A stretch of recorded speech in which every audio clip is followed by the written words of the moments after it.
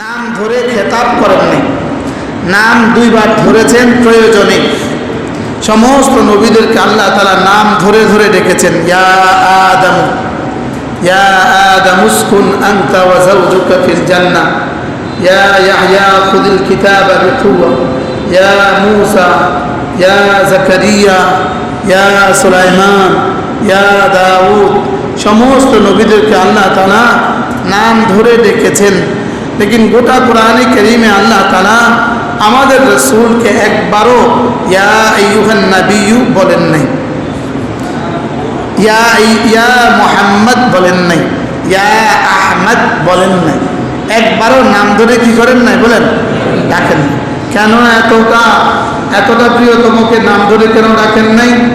মূলত উম্মতকে শিখিয়েছেন আল্লাহ তাআলা, কিয়ামত পর্যন্ত আনেওয়ালা উম্মতকে শিখিয়েছেন যে আমার হাবিবকে নাম ধরে ডাকা যাবে না।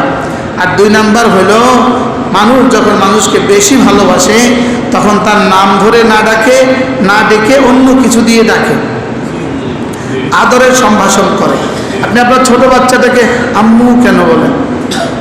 ছোট মেয়েটাকে কি বলে? আম্মু আসো বলে কি বলে না? বলে।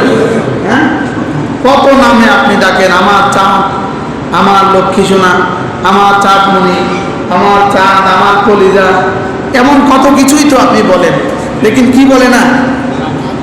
নাম ধরে ডাকাডাকি। বাচ্চারাও আপনাকে কত নামে ডাকে, লেকিন নাম ধরে ডাকেন।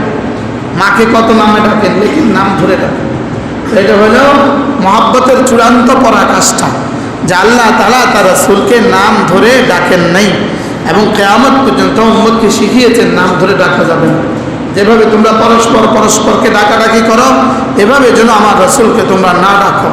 এই জন্য এখানে শব্দ ইয়া আইয়ুহাল মুযাম্মিল কুমিল লাইলা ইল্লা কালিলা। আল্লাহ তাআলা তার রাসূলকে বলেন, আপনি কি করবেন? আপনাকে আমি কোরআনে কারীম দিয়েছি, তো আপনার এখন কি করণীয়? আপনার করণীয় হলো কুমিল লাইলা, আপনি রাত্রে উঠবেন। বলেন, আপনি রাত্রে কি করবেন? আপনি রাত্রে উঠবেন। আপনি যেন অবশ্যই রাত্রে উঠেন। এখানে রাত্রে ওঠার অর্থ হলো আপনি তাহাজ্জুদের জন্য উঠবেন। এজন্য রাসূলের জন্য তাহাজ্জুদ ফরজ ছিল। বলেন, রাসূলের জন্য কি ছিল? ওয়াজিব ছিল। রাসূলের জন্য তাহাজ্জুদ ওয়াজিব ছিল। রাসূলের জন্য তাহাজ্জুদ কি ছিল? বলেন, ওয়াজিব ছিল। আমাদের জন্য ওয়াজিব না, এক শব্দ দিয়ে আমাদের এই ওয়াজিবটা রহিত করে দেওয়া হয়েছে। ফাতাহাজ্জাদ বিহি নাফিলাতাল লাক, ফাতাহাজ্জাদ বিহি নাফিলাতাল লাক আসা ইয়াবাআথাকা রাব্বুকা মাকামান মাহমুদা। আল্লাহ তাআলা তার হাবিবকে বলেন, আপনি তাহাজ্জুদ করুন নাফিলাতাল লাক, তবে এটা আপনার জন্যই, আপনারই বৈশিষ্ট্য। সুবহানাল্লাহ। এই শব্দ দিয়ে আমাদেরকে ওয়াজিব থেকে কি করে দিয়েছেন? রহিত করে দিয়েছেন। লেকিন সুন্নতের উপরে আর কোনো কি নাই, কালাম নাই। নিশ্চিত আমাদের জন্য সুন্নত, আমাদের জন্য দামি। তাহাজ্জুদের অনেক পুরস্কার আছে, অনেক পুরস্কার। সবচেয়ে বড় পুরস্কার হলো তাহাজ্জুদ হলো দাইদানুস সুলাহা, সমস্ত নেক কাজদের অভ্যাস। বলেন, সমস্ত নেক কাজদের কি? বলেন, সমস্ত নেক কাজদের কি? অভ্যাস। আমার পীর ও মুর্শিদ হযরত মাওলানা সুলতান আহমদ নানুপুরি রাহমাতুল্লাহ আলাইহি বলতেন, কোনো পীর হয় নাই, কোনো মুহাদ্দিস হয় নাই, কোনো মুত্তাকি হয় নাই, কোনো আল্লাহওয়ালা হয় নাই বেদুনে আহে সাহার গাহি। হুজুর বলতেন যে ভোর রাতের ছাড়া কোনো ওলি হয় নাই। বলেন, কোনো ওলি কি হয় নাই? ভোর রাতের কি ছাড়া? ছাড়া। মানে ভোর রাতের কান্না ছাড়া, ভোর রাতে রিয়াজারি ছাড়া, ভোর রাতের কান্না ছাড়া কোনো ওলি হয় নাই। এই জন্য নানুপুরি রহমতুল্লাহ আলাইহি বলতেন, হুজুর এখানে আসেন, হুজুর এই মেহমান আছে, হুজুরকে আমার কাছে, হুজুর এখানে আসেন। বহুত বড় আল্লাহ বলা, কেমনে আসছে আল্লাহ হায়াতের মধ্যে বরকত দিয়েছে, আরো বরকত দান করে। বাবা একটু আব্দুর রহমান একটু জায়গা দেন। মাশা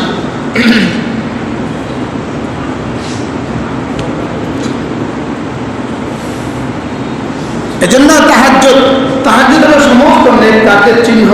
বলেন, সমস্ত নেক কাজের আলামত, সমস্ত নেক কাজের কি? আলামত। আমার হুজুর রহমতুল্লাহ আলাইহি বলতেন যে আল্লাহ তাআলা সারাদিন বান্দা আল্লাহকে ডাকে, আর ভোর রাতে আল্লাহ তাআলা বান্দাকে ডাকে। সারাদিন আল্লাহ তাআলা বান্দা আল্লাহকে বলে আল্লাহ এটা দাও এটা দাও, আর ভোর রাতে আল্লাহ তাআলা বলেন আছো কে আছো, এটা নিবা এটা নিবা এটা নিবা। যখন রাত সুলুসুল লাইল চলে যায়, আনজা রাব্বু আযজা ওয়া জাল ইলা সামাই দুনিয়া, আল্লাহ তাআলা প্রথম আকাশে নেমে আসেন। একটা কিতাব আছে, কিতাবুন নুজুল ওয়াস সিফাত, কিতাবুন নুজুল ওয়াস সিফাত, আশ্চর্য কিতাব কিতাবুন নুজুল ওয়াস সিফাত। এই কিতাবটা 40 জন সাহাবী থেকে এই হাদিসটাকে নকল করেছেন। এটা শুধু এই হাদিসের উপরে কিতাব, যে আল্লাহ তাআলা নাযালা রাব্বু আযজা ওয়া জাল ইলা সামাই দুনিয়া, আল্লাহ তাআলা প্রথম আকাশে নেমে আসেন, আল্লাহ তাআলা প্রথম আকাশে নেমে আসেন। এই কথাটাকেই সাবিত করছে 40 জন সাহাবী থেকে বর্ণিত আছে। আল্লাহ তাআলা প্রথম আকাশে নেমে আসেন আর বলতে থাকেন আছো কেউ আমার কাছে চাইবা, আমি তোমাকে দিয়ে দেব। আছো কেউ আমার কাছে মাফ চাইবা, আমি তাকে মাফ করে দিব। আছো কেউ সেবা সুস্থতা চাইবা, আমি তাকে সুস্থতা দিয়ে দিব। আলা মুস্তারজিকিন হাল মিন মুস্তারজিকিন ফারসুকা, আছো কেউ আমার কাছে রিজিক চাইবা, আমি তাকে রিজিক দিয়ে দিব। আলা কাদা হাত্তা তালাল ফজর, সুবহ হওয়া পর্যন্ত, সুবহে সাদেক হওয়া পর্যন্ত আল্লাহ তাআলার পক্ষ থেকে ঘোষণা হতে থাকে। আমার হুজুর বলতেন যখন আল্লাহ ডাক দেয় তখন ঘুমে থাকো তুমি, তখন আমরা ঘুমে থাকি। বাস্তব না বাস্তব বলেন? হ্যাঁ, এই জন্য 2 রাকাত তাহাজ্জুদের নিয়ত করেন ইনশাআল্লাহ, বলেন ইনশাআল্লাহ। হ্যাঁ, ইনশাআল্লাহর উপরে উঠেন, কমপক্ষে ইনশাআল্লাহর উপরে উঠেন। বলবেন আমরা ফজরেই পড়ি না, আপনি আমাদেরকে তাহাজ্জুদের সবক দিচ্ছেন। যারা ফজরেই পড়ে না এরা মুসলমানের খাতা, এদের নাম কোথায়? মুসলমানের খাতা এদের নাম কোথায়? চাই আপনি যেটাই আপনি নিজেকে পরিচয় দেন, আপনি অমুক সাহেব বলেন, অমুক সাহেব বলেন, অমুক সাহেব বলেন, আপনি যে কোনো সাহেবে বলেন, যে কোনো দলের সাথেই আপনার পরিচয় আছে, যে কোনো দলেরই সভাপতি সেক্রেটারি আপনি হন না কেন, আপনি যাই হন না কেন, আপনি ফজর পড়েন না, আপনার ইসলামের খাতায় আপনার নামেই তো নাই। আপনার ইসলামের খাতায় কি না? নামই নেই। এজন্য ফজর ছাড়া আপনি সমাজকে কিছু দিয়ে দিবেন, এটা ভাওতাবাজি ছাড়া আর কিছু না। ফজর ছাড়া আপনি ইসলাম দিয়ে দিবেন। আপনি 3 চিল্লাওয়ালা, আপনি ফজর জামাতের সাথে পড়ছেন না, আপনি ইসলাম দিয়ে দিবেন, এটা ভুয়া কথা। আপনি আরেক দলের বড় নেতা, আপনি ইসলাম কায়েম করে ফেলবেন, ফজর আপনি জামাতে পড়ছেন না, ভুয়া ভুয়া, এটা ভুয়া, এটা অলিক কল্পনা, অলিক স্বপ্ন, বলেন অলিক কল্পনা, বলেন অলিক স্বপ্ন। আপনি বলবেন তো আপনারা যারা ফজর পড়েন আপনারা কি করে ফেলছেন? উত্তর, কমপক্ষে ফজর না পড়ার ফিরাটা খাবো না। মনে বুঝেন না কথা, কমপক্ষে ফজর না পড়ার কি খাবো না, বলেন পিঠা, এটা হবে না। এর দূর তো কমপক্ষে হয়েছে, এর দূর তো কমপক্ষে হয়েছে। যেদিন এই সমাজের মানুষ ফজর আর জুমা এক হবে না, ওই দিন পর্যন্ত আল্লাহ তাআলার পক্ষ থেকে সাহায্য আসবে না। বলেন মুখস্থ করেন, এই কথা মুখস্থ করেন, বলেন কি বলছি? ওইদিন কি আসবে না, বলেন ওইদিনে সমাজে কি আসবে না? আল্লাহ তাআলার পক্ষ থেকে সাহায্য আসবে না। ফজরের নামাজ ইমানের মেয়ার, ফজরের নামাজ ইমানের মাপকাঠি, ফজর ইমানের মাপকাঠি। শুধু ফজর পড়ার জন্যই তাহাজ্জুদকে সুন্নত বানিয়েছেন। তুমি যদি তাহাজ্জুদেই পড়ো তো তোমার ফজর জীবনে কখনো ছুটবে না। কিভাবে? সে তো আগেই উঠে গেছে, তার আর ফজর ছুটি কিভাবে? তার আর ফজর ছুটি কিভাবে? যাদের ফজর নিয়মিত হয় না, আপনি আপনার ইমান দৌড়াইতে হবে, ইমান দৌড়াইতে হবে। আপনি আবার আপনার ইমানকে নবায়ন করেন, আপনার ইমানের সমস্যা আছে। যে ইমান আপনাকে ফজর পর্যন্ত পৌঁছায় না, এই ইমান আপনাকে জান্নাতে কিভাবে পৌঁছাবে? যে ইমান আপনাকে মসজিদে দেয় না, এই ইমান আপনাকে জান্নাতে দিবে কিভাবে? এই ইমান আপনাকে জান্নাতে দিবে কিভাবে? হ্যাঁ দিবে, 1000 বছর, লক্ষ বছর, কোটি বছর, ওই সাজা খাওয়ার পরে। কি খাওয়ার পরে? বলেন সাজা খাওয়ার পরে। এই জন্য কুমিল্লাইলা ইল্লা কালিলা, পুরো এক সূরা, কত আয়াতের সূরা আমি চোখে দেখি না, 30 আয়াতের সূরা। জি কত?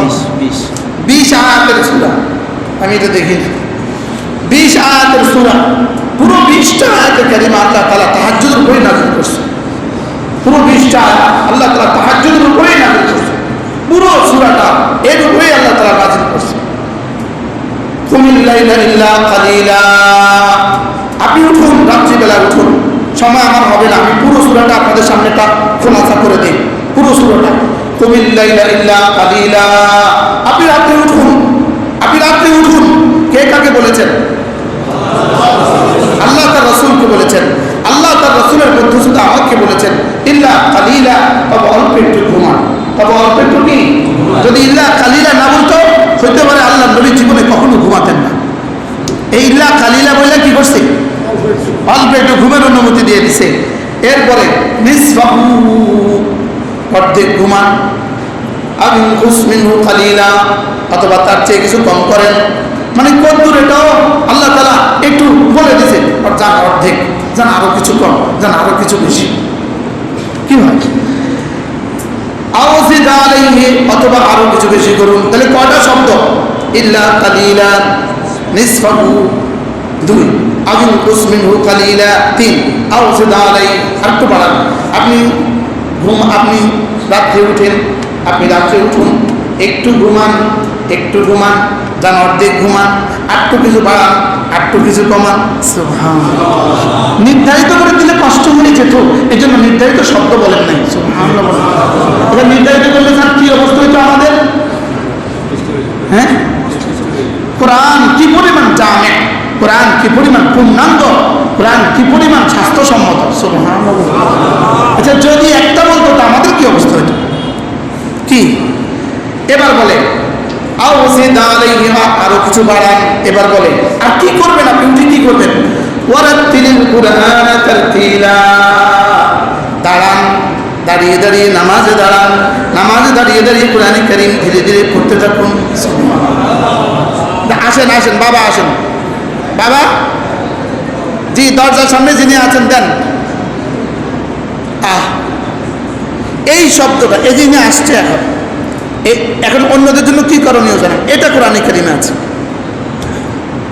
এটা এই শব্দটা কোরআনে কারিমে আছে যে কেউ যদি তোমার কাছে আসে তো তুমি তার জন্য একটু প্রশস্ত করে দাও, তার জন্য একটু নড়ে চড়ে বসো। কি হবে জানো? ইয়াফসাহিল্লাহু লাকুম, তোমার দিলটাকে আল্লাহ একটু প্রশস্ত করে দেবে। কি পরিমাণ কোরআন, কি পরিমাণ জামে।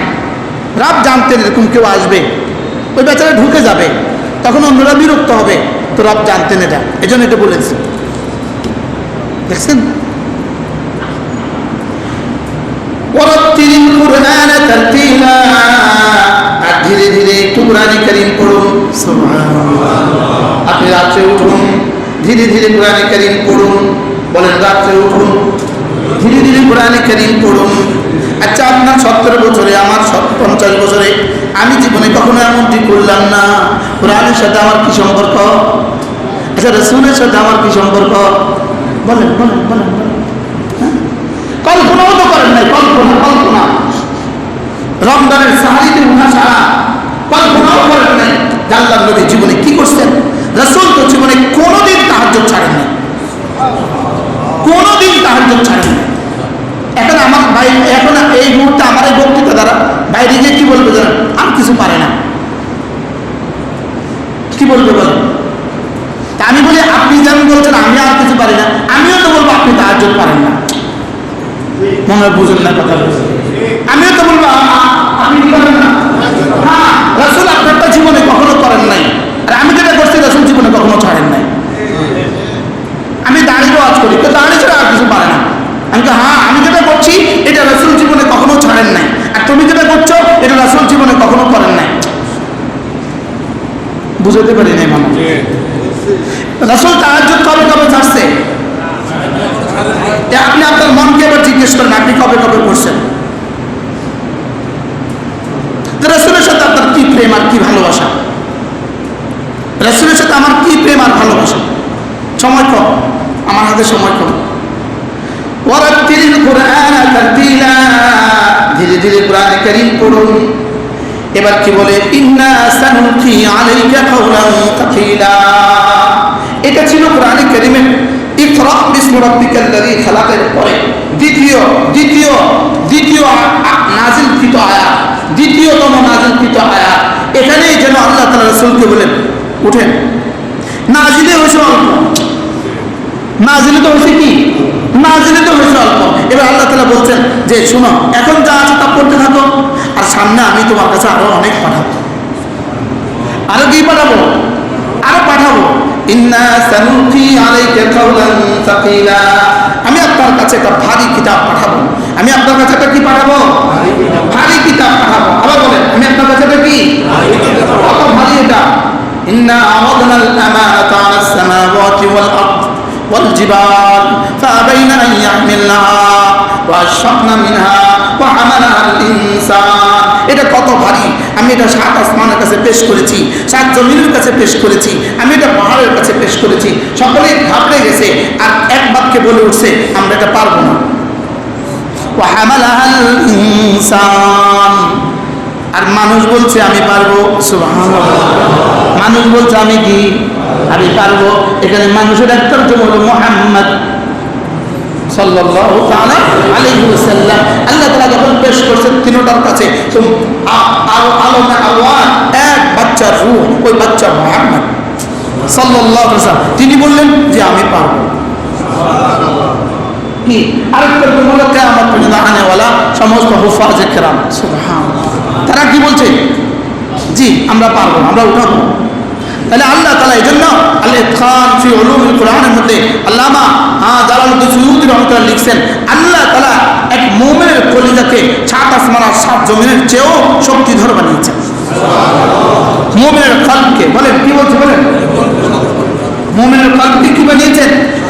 7 আসমান 7 জমিনের সমস্ত শক্তির উৎস, সমস্ত শক্তি থেকে শক্তিধর বানিয়েছেন আল্লাহ তাআলা মুমিনের ঈমানকে। সময় তো নাই, না তো হাদিসে চলে যেতাম। রাসূল করিম সাল্লাল্লাহু আলাইহি ওয়াসাল্লাম কি বললেন?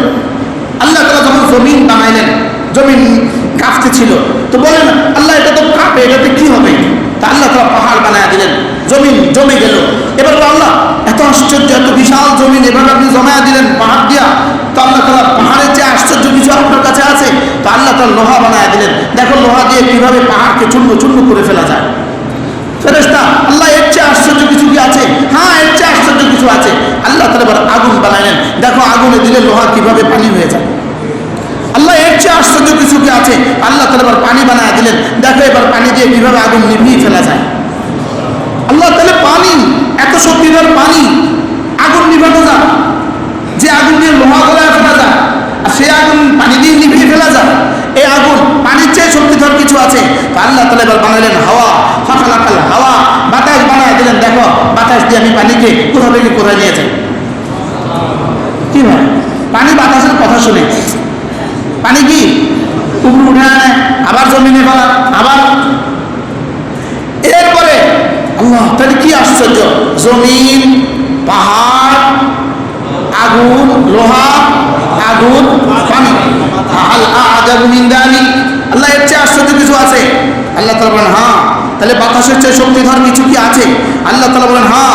আল মুমিনু ইযা তাসাদ্দাকা বিয়ামিনিহি ওয়া লাম তা'লাম শিমালু, মুমিন যদি ডান হাতে সাদাকা করে, বাম হাত যদি জানে না, এই আমলটা মুমিনের হাওয়ার চেয়ে শক্তিধর। সুবহানাল্লাহ। কি শুনলেন? কি শুনলেন? এবার মুমিনের এই আমল যদি এত শক্তিধর হয়, তো মুমিনের সিজদার দাম কত? ওই মুমিনের ফজরের নামাজের দাম কত? আমি আবারও বলছি, যিনি ফজর পড়েন না, আপনি আপনার ইমানকে ঠিক করে নিতে পারেন, আপনি আপনার ইমান দৌড়াতে পারেন। যিনি ফজর পড়তে পারেন না নিয়মিত, ইচ্ছাকৃতভাবে যিনি ফজর পড়েন না, আপনার ইমানের সমস্যা আছে। বুঝেন নাই কথা? আপনার ইমানে কি আছে? বুঝেন, হ্যাঁ না কিছু কম না। যারা কয় না তাদের ইমানের সমস্যা আছে।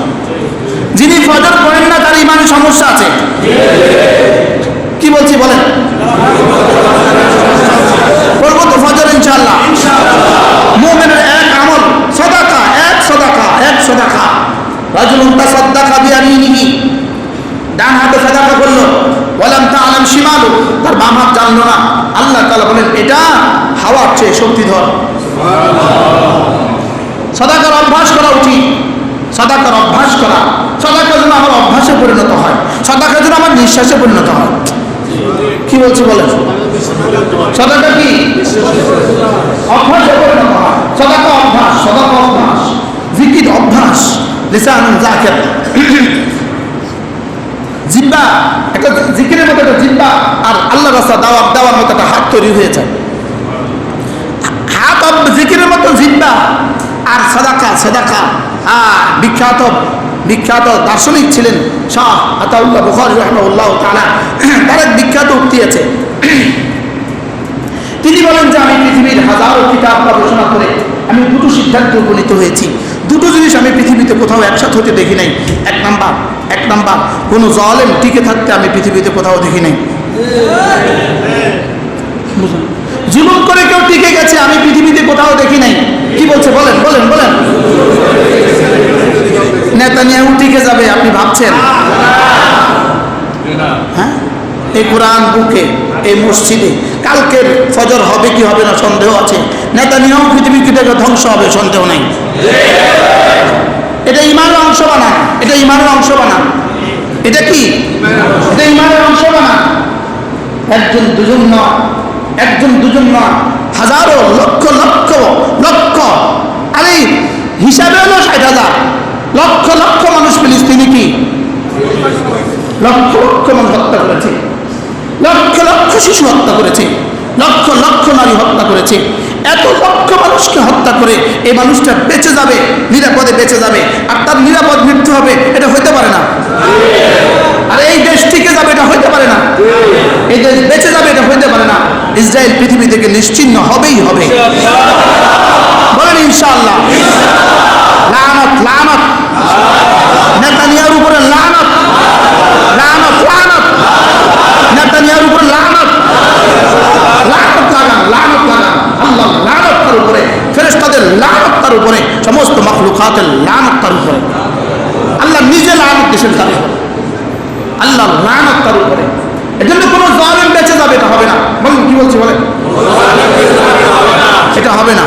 তাহলে তারিখ পৃথিবী নতুন করে বানাইতে হবে, নতুন করে পৃথিবী বানাইতে হবে। যদি এই তারিখকে পাল্টাইতে হবে, পৃথিবী নতুন করে বানাতে হবে। এজন্য এক নাম্বার, কোনো জালেম বেঁচে গেছে, এটা হবে না। কোনো জালেম জুলুম করে টিকে গেছে, এটা হবে না। বলেন কি বলছি?